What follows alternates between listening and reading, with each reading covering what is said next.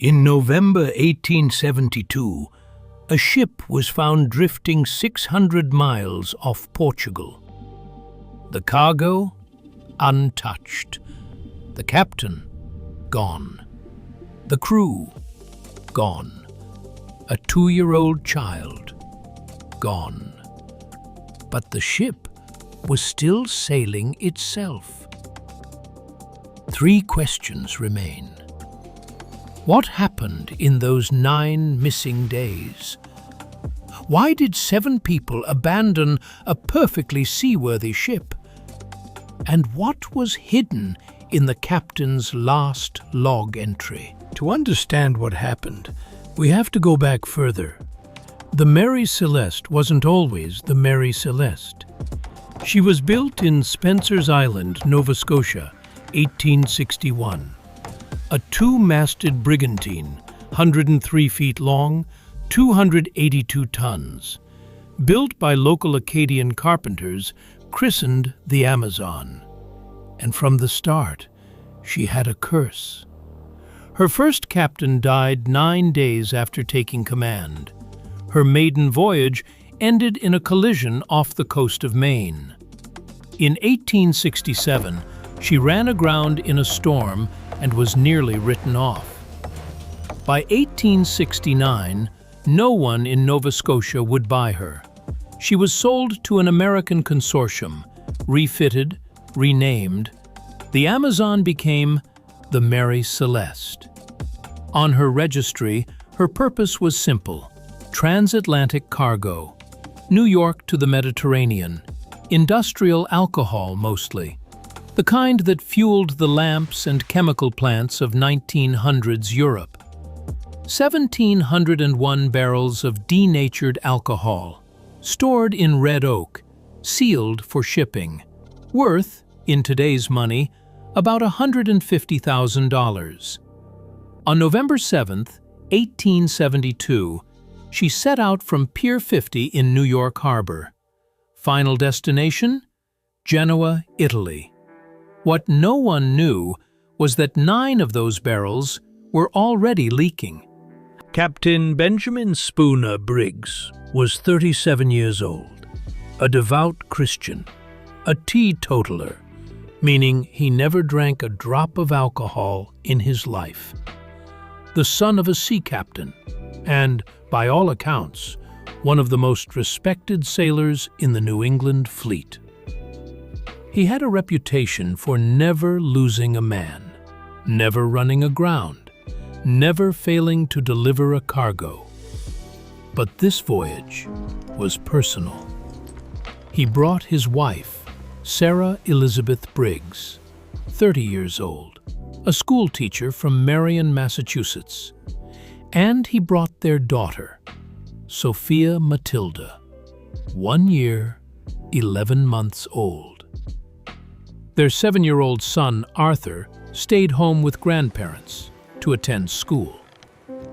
The Briggs family had planned this trip for months, a working honeymoon of sorts. Briggs would captain. Sarah would play her melodeon in the cabin. Sophia would see her first ocean. The crew was hand-picked, 7 men, all experienced sailors, 2 German brothers from the Frisian Islands, a Dane, 4 Americans. On the morning of November 7th, the Mary Celeste cleared New York Harbor. Course, due east. Speed, 6 knots. Weather, clear. For the next 18 days, Captain Briggs logged her progress with surgical precision. Wind direction, sail trim, cargo check, family welfare. The last entry was made on November 25th, 8 in the morning. Position: off the coast of Santa Maria Island in the Azores. Briggs wrote 3 lines: routine, calm, unremarkable. Then, the log went silent. 9 days later, a ship called the Dei Gratia would find the Mary Celeste drifting, 400 miles east of the Azores. She would be completely empty. December 5th, 1872, 2 in the afternoon. Captain David Morehouse of the Dei Gratia, a close friend of Briggs, spots a brigantine drifting strangely. Sails partly set. No flag of distress. No signal. He sends 3 men aboard. What they find rewrites maritime history. The cargo, all 1,700 barrels, still in their holds. The captain's log, lying open on the chart table. Last entry, November 25th. The galley, clean. The forward cabin, a small bowl of food. Not warm, that's the myth. The food had sat for 9 days, but it was untouched. Sarah Briggs's melodeon, still in its case. A spool of thread, still on the sewing machine. The captain's sword, still under the bed. In the captain's cabin, a book, open on the desk. Sarah's handwriting on the page. The only thing missing was the people. 7 crewmen, Captain Briggs, his wife, his daughter. 9 souls. And one more thing missing. The ship's only lifeboat, a small yawl. The rope that should have tethered it had been cut or torn loose. The boarding party found half a foot of water in the hold. The rigging was damaged. 2 hatches in the cargo hold had been removed. But the Mary Celeste herself was perfectly seaworthy.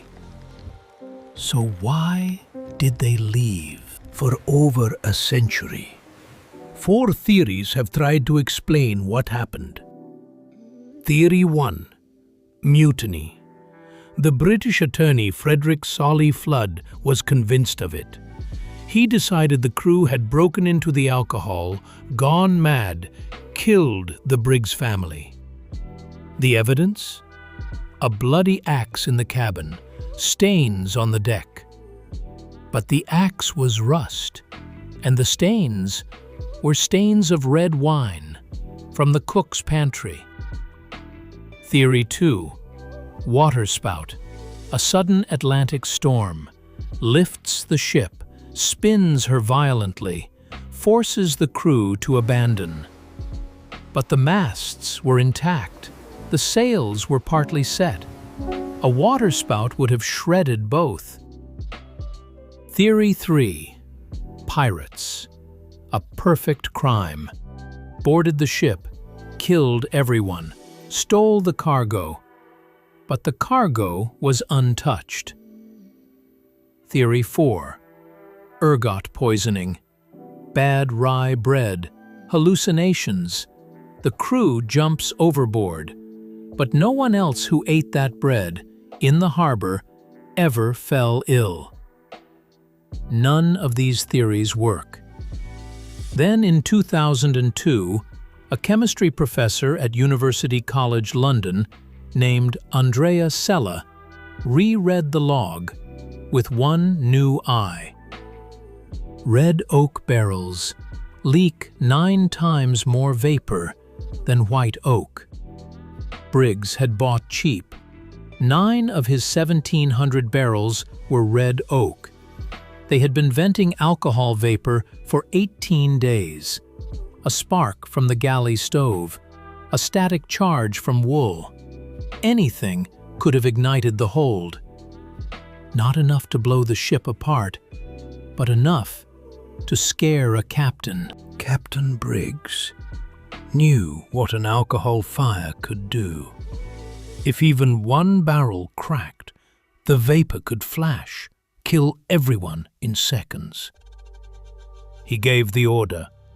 Lower the yawl, tie a long line to the ship, wait offshore until the vapor dispersed. For 9 men, 1 woman, and a 2-year-old, The wind picked up. The line snapped. And the Mary Celeste sailed away from them. Their bodies were never found. The Mary Celeste was towed to Gibraltar. Briggs's reputation was destroyed by Solly flood. She was eventually sold for scrap. In 1885, her last owner deliberately ran her aground on a Haitian reef for the insurance.